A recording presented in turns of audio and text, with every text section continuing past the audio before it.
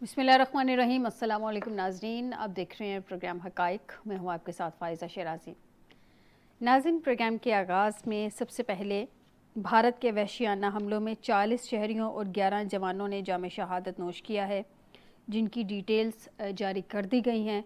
78 के करीब जवान जो हैं ज़ख्मी हुए हैं, 11 जवानों ने जाम शहादत नोश किया है। और नाज़रीन, जो 40 शहरी शहीद हुए हैं, जिनमें 7 ख़वातीन हैं, 15 बच्चे शामिल हैं। हमलों में 10 ख़वातीन, 27 बच्चों समेत 121 अफराद ज़ख्मी हैं। नाज़रीन, ये वो दहशतगर्द हैं इनको दहशतगर्द डिक्लेयर करके मोदी सरकार ने इन पे हमला किया था। यानी कि 27 बच्चे ज़ख्मी हैं, 15 बच्चे शामिल हैं जो शहीद हुए हैं उनमें। ये कौन सी नाज़रीन ऐसा मुल्क है, ये कौन सी ऐसी स्ट्रेटजी है जहाँ पे मासूम बच्चे दहशतगर्द डिक्लेयर किए हैं मोदी सरकार ने। नहत्ते जो मुसलमान हैं वो उन्होंने नहत्ते शहरी पाकिस्तान के उन्होंने दहशतगर्द डिक्लेयर किए हैं। कल नरेंद्र मोदी की मैं तकरीर सुन रही थी जो कि वो अपनी कौम को एतमाद में ले रहे थे। एतमाद तो खैर क्या खा की होने उनकी कौम का उन पे, असल चेहरा तो अब सामने आ गया है। ना सिर्फ उनका असल चेहरा सामने आ गया बल्कि उनके गोदी मीडिया का भी असल चेहरा सामने आ गया। और ये मैं नहीं कह रही हूँ, ये उनके अपने सहाफ़ी, उनका जो इस वक्त झूठ है उनके मीडिया का, जो सरकार की जानिब से मीडिया से बुलवाया गया था, वो खुद पोल खोल खोल के सामने रख रहे हैं। नाज़रीन, मोदी सरकार ने कल 2-3 बातें की थी। उन्होंने कुछ इस तरह की बातें की कि टेरर और टॉक एक साथ नहीं हो सकती। नाज़रीन, आगे उन्होंने कहा कि जी टेरर और ट्रेड एक साथ नहीं चल सकते। और उसके बाद उन्होंने कहा कि पानी और खून भी एक साथ नहीं बह सकते। दुरुस्त कह रहे हैं, पानी और खून वाकई एक साथ नहीं बह सकते। तो मोदी सरकार, ज़रा ये तो बता दीजिए कि आपने हमारे यहाँ नहत्ते जो मासूम शहरियों को शहीद किया है, ये खून जो आपने बहाया है और उधर से आपने पानी भी रोक लिया है, वाकई पानी और खून एक साथ तो नहीं बह सकते। इसका हिसाब तो हमने आपसे ले लिया, और जब हमने आपसे एक एक कतरे का हिसाब लिया तो आप ऊंधे मुँह गिर गए। आप जाके बैठ गए अमेरिका की गोद में। पहले अमेरिका जो कह रहा था उसका इस सारे मामले से कोई लेना देना नहीं, उसका इस जंग से कोई लेना देना नहीं, ठीक है ना। वो सालसी के तौर पे सामने आएगा, ना वो मामला देखेगा। मतलब पाकिस्तान और भारत खुद ही ये मामला देखे, वो बिल्कुल अलग थलग हो गया। उस वक्त तक भारत की जानिब से दहशतगर्दी की जा रही थी, भारत की जानिब से पाकिस्तान पे अटैक किया जा रहा था, भारत की जानिब से मासूम जो पाकिस्तानी हैं उनको शहीद कर दिया गया था। पलड़ा उस वक्त तक भारत का भारी था क्योंकि हम नहीं चाहते थे किसी किस्म की जंग हो। लेकिन जब ये देखा गया कि पाकिस्तान ने रिटेलिएट कर दिया, पाकिस्तान ने जवाब दे दिया, पाकिस्तान ने मुंह तोड़ के रख दिया भारत का, सिर्फ 5 घंटे के अंदर अंदर उसको उसी के घर में धूल चटा दी, तब अमेरिका सरकार बहादुर को याद आ गया कि उसने सालसी का किरदार अदा करना है। क्योंकि उसका स्ट्रेटेजिक पार्टनर जो है भारत, उसको मुंह की पड़ रही थी, उसको अपनी ही धरती पे धूल चाटनी पड़ रही थी, उसके हकाइक सामने आ गए थे, उसकी जो हमसे 10 गुना बड़ी माइशत का जो क्लेम कर रहा था उसका पोल खोल के रख दिया था सामने। तो ये तो थी हकीकत उस दिन की। नाज़रीन, कहते हैं ना, जंग लाजम हो तो फिर लश्कर नहीं देखे जाते और हर मोमेंट से सा पलाए दीवार बन जाता है। हमने भी अभी कुछ ऐसा ही किया। माजी में भी हमारी यही जो है वो तारीख़ रही है कि जब हम पे जंग मुसल्लत कर दी जाती है, जब जंग लाजम कर दी जाती है, तो फिर हम अपना लश्कर नहीं देखते कि हमारे सामने हमारे से 10 गुना बड़ी ताकत मौजूद है, 5 गुना बड़ी ताकत मौजूद है, 4 गुना बड़ी ताकत मौजूद है। हमें उस वक्त यही होता है कि जो हम पे जंग मुसल्लत की है उसका मुँह तोड़ जवाब तो देना है। बहरहाल हमारी बहादुर अफवाज ने जिस तरह से दुश्मन का मुंह तोड़ जवाब दिया, जिस तरह हमारी कौम अपनी अफवाज के साथ सिसा पलाई दीवार बन के खड़ी हो गई, नाज़र इसकी कोई मिसाल नहीं मिलती। और भारत हमारा एक ऐसा दुश्मन है, अंदरूनी इख्तलाफात लाख सही, सियासी इख्तलाफात लाख सही, लेकिन जब भी भारत के साथ भारत को मुंहतोड़ जवाब देना होता है, भारत के आमने सामने मामलात खड़े हो जाते हैं भारत के साथ पाकिस्तान के, तो हमारी पूरी कौम, हमारी तमाम सियासी जमातें एक प्लेटफॉर्म पे इकट्ठी हो जाती हैं, सीसा पलाई हुई दीवार बन जाती हैं। और यही आज हमने किया और यही हमारी सबसे बड़ी ताकत है। मैं पहले भी अपनी ट्रांसमिशंस में कह चुकी हूँ, आज भी ये भारत को मैसेज देना चाह रही हूँ कि तुम किस फ़ौज से पंगा ले रहे थे, जिसके जवान जो हैं अपनी माँ को ये मैसेज देते हैं, अपनी माँ को जैसे ही वो फ़ौज ज्वाइन करते हैं तो अपनी माँ को ये दुआ करने के लिए कहते हैं कि दुआ करना शहादत हमें नसीब हो जाए। उस फ़ौज से पंगा ले रहे हो, उस कौम से पंगा ले रहे हो जो ड्रोन जो है तुम लोगों का गिर रहा था तो उसके पीछे पीछे पीछे पीछे भाग रहे थे कि कहाँ ड्रोन गिरे और हम उसको पकड़ें। जो पास बैठ के मिसाइल चलवा रहे थे, जो ड्रोन अपने कंधों में पकड़ के भाग रहे थे, उस कौम से पंगा ले रहे हो। सोचो समझो, तुम लोग जिस तरह के हिंदुत्व सोच की परवान चढ़ा रहे हो, इधर जो है मुसलमानों से जिस तरह की अल्लाह ताला की मदद हासिल हुई है, ये तुम लोगों के लिए एक बहुत बड़ा मैसेज है। तुम लोगों में तादाद में कम लोगों ने तुम पे गलबा हासिल किया है और माजी में भी नाज़रीन ये होता रहा है। इस सब पे डिबेट करते हैं आज के प्रोग्राम में। नाज़रीन, एक और चीज़ मैं जो अहम है, जो अपने इंट्रो में लाजमी बताना चाहूँगी, करवाहट से भरपूर भारतीय फ़ौज और भारतीय मीडिया के लहजे में अब मिन मनाते हुए अपनी कौम को वजाहत वो देने पे मजबूर हो गए हैं। उनसे पिछले 2-3 दिनों में एक सवाल मुख्तलिफ टाइम्स पे 2-3 दफ़ा ये पूछा गया उनकी फ़ौज से, फ़ौज के जो उनके वहाँ पे ऑफिसर्स हैं उनसे, कि राफ़ेल तैयारे गिरे या नहीं गिरे। पाकिस्तान क्लेम कर रहा है, लेकिन दोनों ही मर्तबा इस सवाल का जवाब कहीं उनके हलक में अटक सा गया। पाकिस्तान पे भारत के सिर्फ एक हमले ने नाज़रीन सब कुछ बदल के रख दिया है।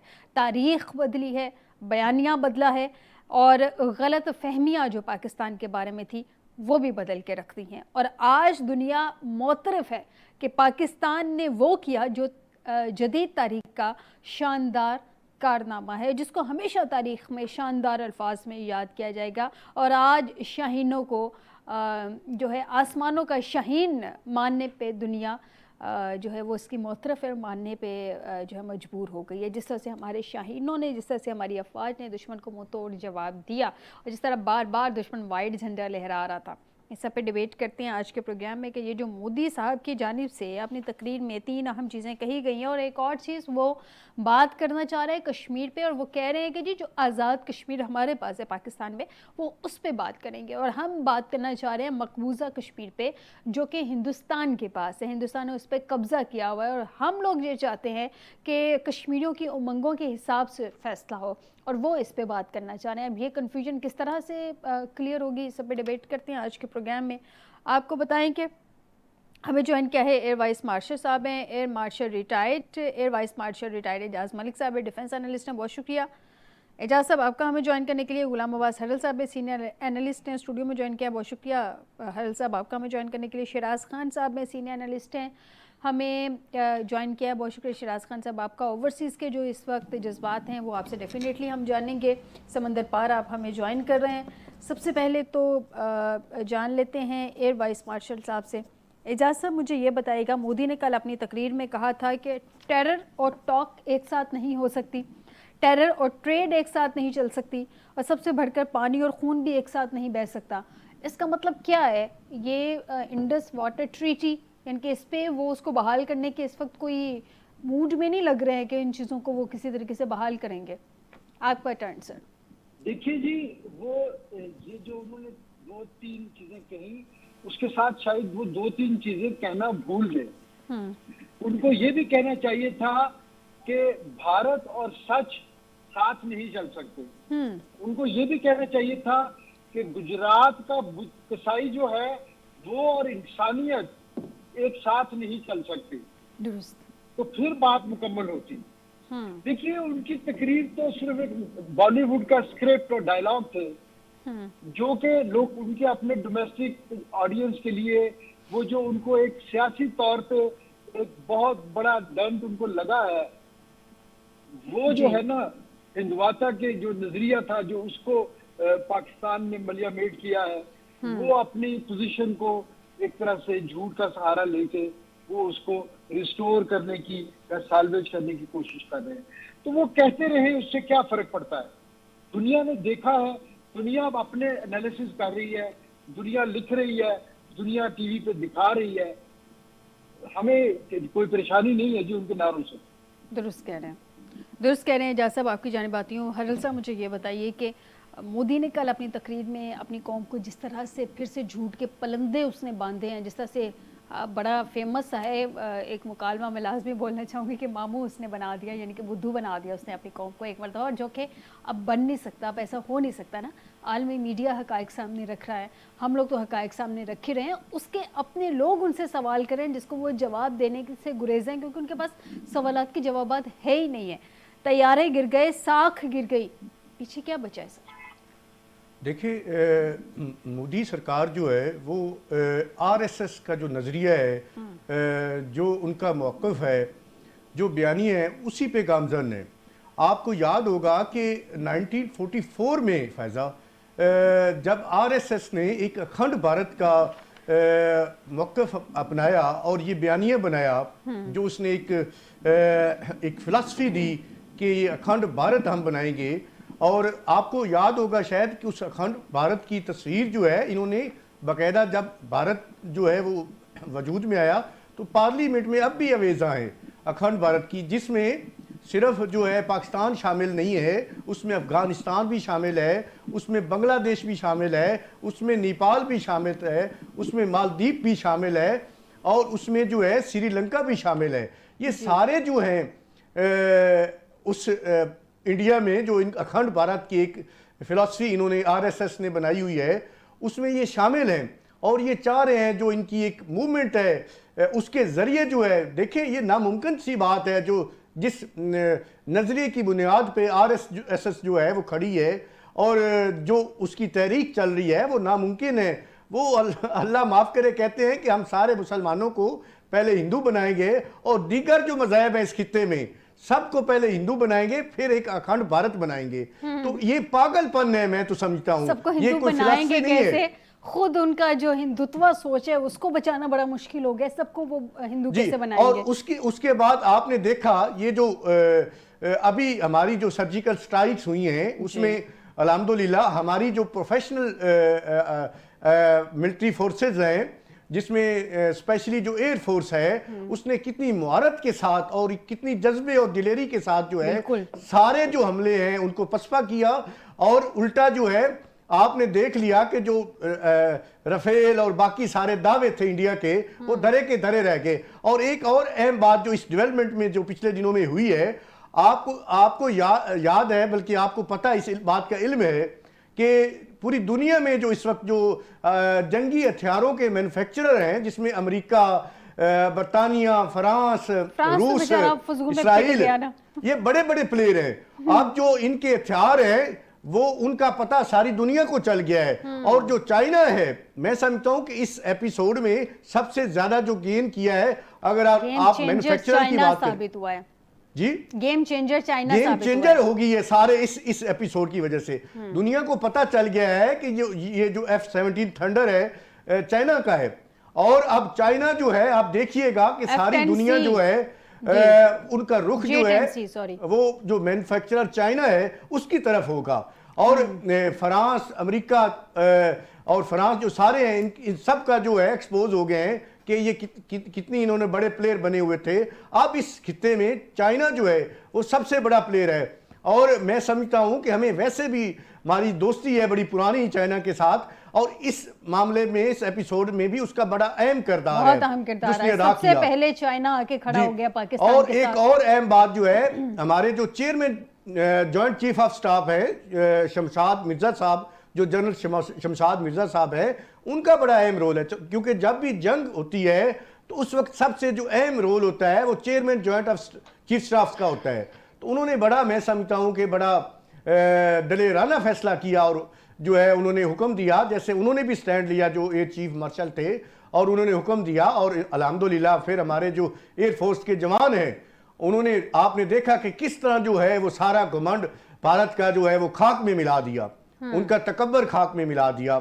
और लेकिन अब मैं दूसरी जानिब आता हूं फैजा, लेकिन अब जो है मेरी नज़र में, क्योंकि ये 2.25 अरब जो है इंसानों का मस्कन है ये खिता जो है जनूबी एशिया, तो ये हम भारत जो है उसको होश के नाखन लेने चाहिए, मोदी सरकार को होश के नाखन लेने चाहिए। और अगर मुज़ाकरात की कोई बात होती है तो मेरा ख्याल है हमें भी बातचीत करने में कोई मजाका हमें नहीं है। हम तो पहले दिन से जी, हसन साहब हम ये पहले कह रहे दिन से थे तैयार भी कि हैं। हमें जंग की तरफ नहीं जाना, जी, मसला और इससे जो है ये बातचीत से पूरी जरिए हल करना इस चाहिए। खित्ते के पौने 200 अरब लोगों का जो है, पौने 2 अरब लोगों का नुकसान है और इस खित्ते की तहजीब का नुकसान है।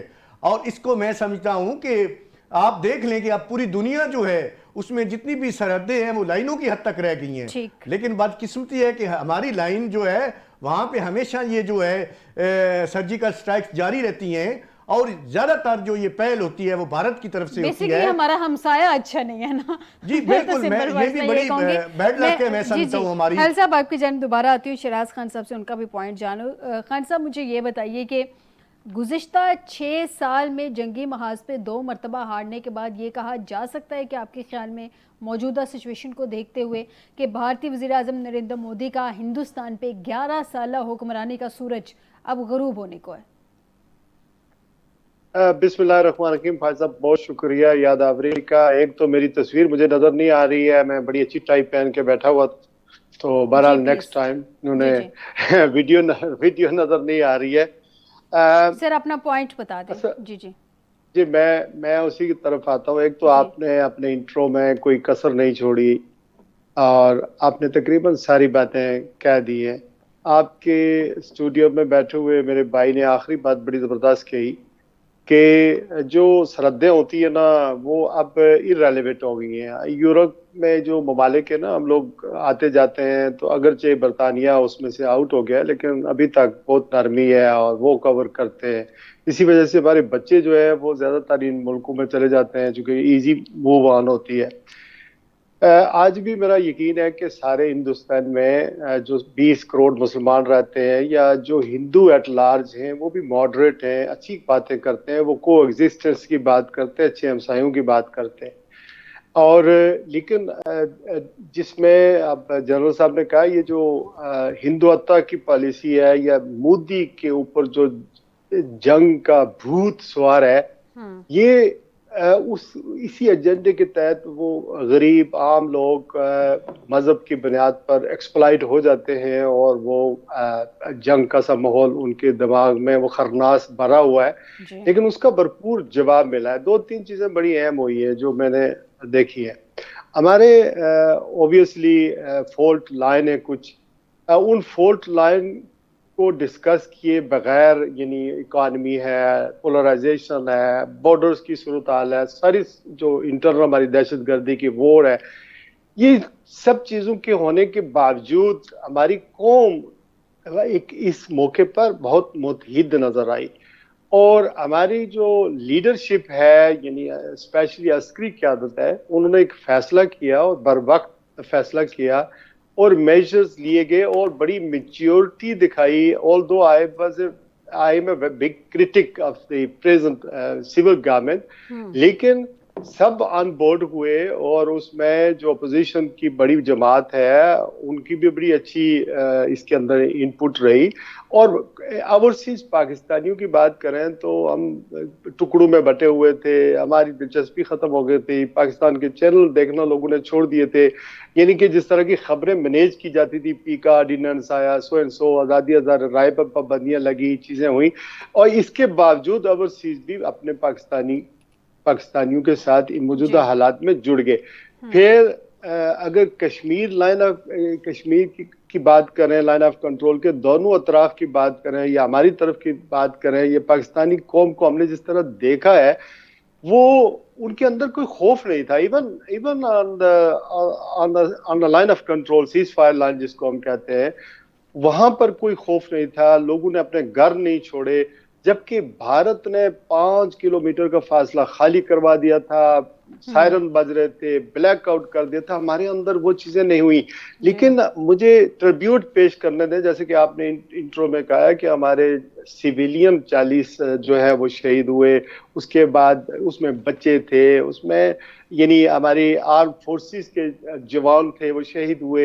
इन सबको अल्लाह ताला ने शहादत का रुतबा दिया चूंकि हालत जंग में है। और इस वक्त जो नरेंद्र मोदी साहब हैं वो ये फरमा रहे हैं कि जी मुझे जब वो तकरीर कर रहे थे तो ये लग रहा था कि एक हारा हुआ आदमी जो दुरुस्त कह अपना रहे हैं शिराज सामान, खान साहब। अपना प्यारी बेड़ा ये सब कुछ पॉइंट डुबो मैंने भी दिया नोट उसने। किया हुआ है। ऐसे लग रहा था जैसे एक लूजर की तकरीर है। वो गरजने हाँ, की कोशिश कर रहे थे लेकिन वो बरस नहीं पा रहे थे। वो गरज उनकी सिर्फ गरज तक की थी, एक कॉन्फिडेंस के बगैर की गरज थी, जैसे हमेशा वो बड़े मुतमईन होते हैं, उस तरह की गरज नहीं थी उनकी।